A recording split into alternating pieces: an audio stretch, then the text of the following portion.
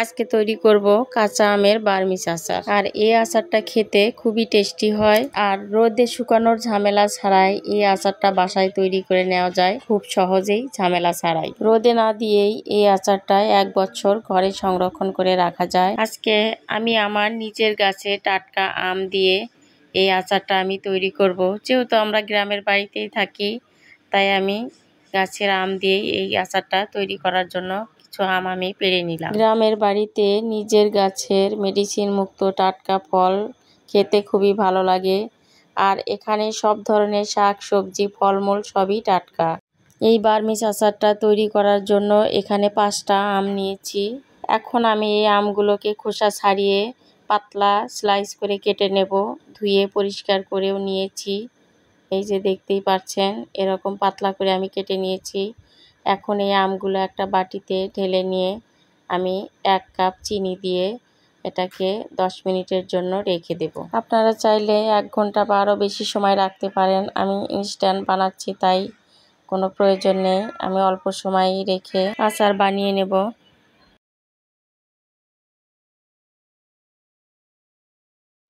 এখন আমি চুলায় একটা কড়াই বসিয়ে দিয়ে এর ভিতরে 4-5টা শুকনো মরিচ দিয়ে আগে একটু সময় টেলে নেব।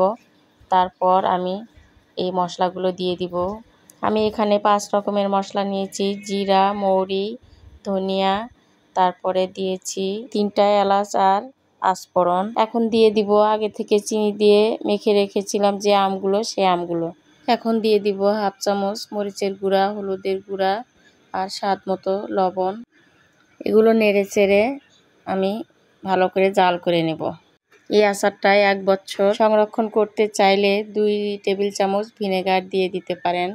আমি দিব না, কারণ আমি এগুলো আজই খেয়ে ফেলবো, তাই দিচ্ছি না। এখানে আমি কোনো পানি ব্যবহার করিনি।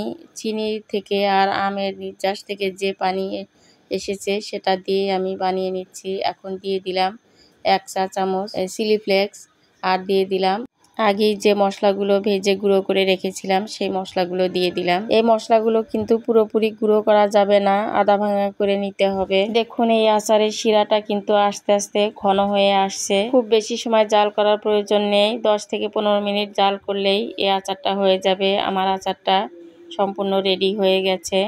আমি এখন নামিয়ে নেব। কক্সবাজারে গিয়ে এই আচারটা খায়নি এমন লোক কমই আছে। আচারটা দেখতে যেমন লোভনীয় হয়েছে, খেতেও কিন্তু খুবই টেস্টি হয়। আজকের এই রেসিপিটা যদি ভালো লেগে থাকে, অবশ্যই আমাদের তাহমিনাস কিচেন চ্যানেলটি সাবস্ক্রাইব করুন। আজকের মতো এখানেই বিদায় নিচ্ছি। আল্লাহ হাফেজ।